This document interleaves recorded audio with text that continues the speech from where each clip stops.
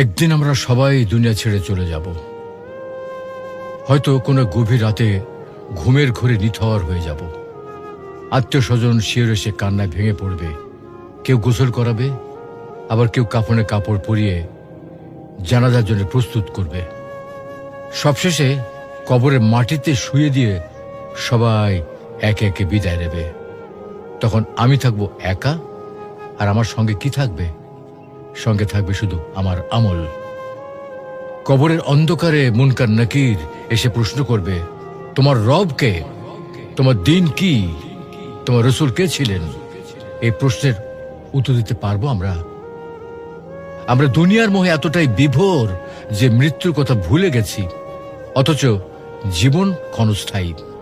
আজই সময়ে প্রস্তুতি নেওয়ার, নিয়মিত সালাত আদায়, আল্লাহকে স্মরণ এবং পাপ থেকে দূরে থাকা, আর এগুলি হচ্ছে আমাদের কবরের সঙ্গী।